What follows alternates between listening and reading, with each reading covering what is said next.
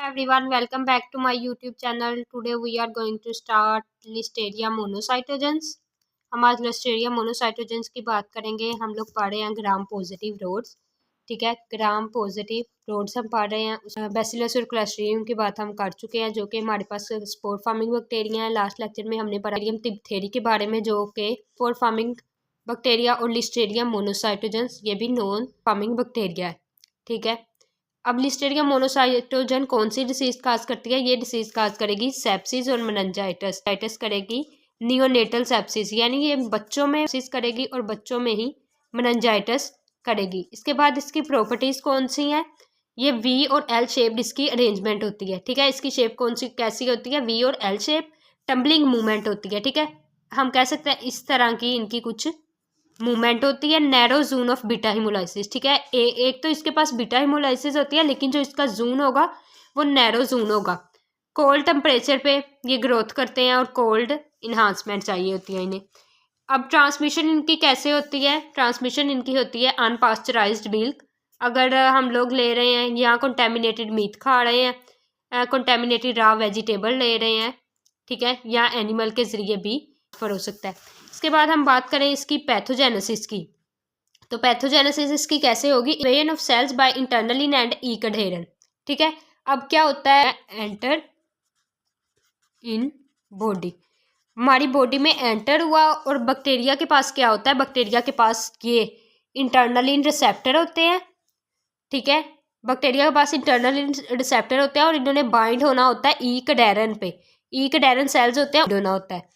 ठीक है, जब लिस्टेरिया हमारी बॉडी में एंटर होता है, ठीक है, हमारी बॉडी में लिस्टेरिया एंटर हुआ। ठीक है, लिस्टेरिया हमारी बॉडी में एंटर हुआ। नेक्स्ट इसे किसने देखा? इसे देखा लाइसोसोम्स ने। लाइसोसोम ने देखा, तो लाइसोसोम का क्या काम क्या है? उसने क्या किया? लाइसोसोम ऑर्गेनेली ने इसको लिस्टेरिया को क्या किया?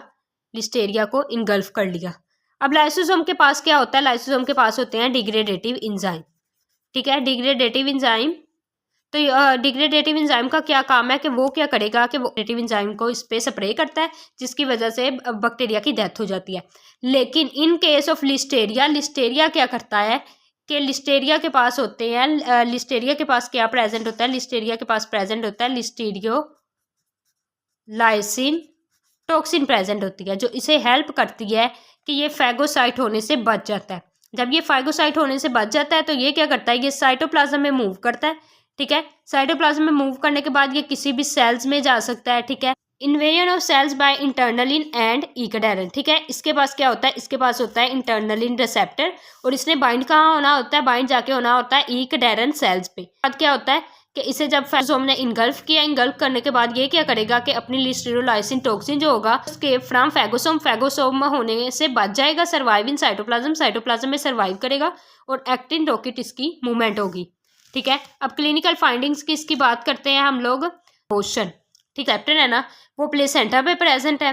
ठीक है, ठीक है, इसके रिसेप्टर प्लेसेंटा पे भी प्रेजेंट होते हैं। इसके बाद प्रीमेच्योर डिलीवरी हो सकती है, सेप्सिस हो सकता है। ठीक है, नियोनेटल सेप्सिस, नियोनेटल मेनिंजाइटिस कर सकता है, क्योंकि इसके रिसेप्टर मेनिंजिस पे भी प्रेजेंट होते हैं, और गैस्ट्रोएंटेराइटिस भी कर सकता है। इसके रिसेप्टर जीआईटी पे भी प्रेजेंट होते हैं। इस डायग्नोसिस की तो ये ग्राम पॉजिटिव रोड है। ठीक है, हमें ये पता है। इसके बाद इसकी जो मोटिलिटी है वो टम्बलिंग होती है, यानी ये इस तरह की मूवमेंट ये शो करता है, और हिमोलाइसिस इसकी बीटा होती है और नैरोजून होता है। तो इससे हम लोग जब नैरोजून ऑफ बीटा हिमोलाइसिस हो गया तो हमें पता चल जाएगा कि ये क्या है, ये हमारे पास है लिस्टेरिया मोनोसाइटोजन प्रेजेंट है। ठीक है, thank you so much for watching my video, stay tuned.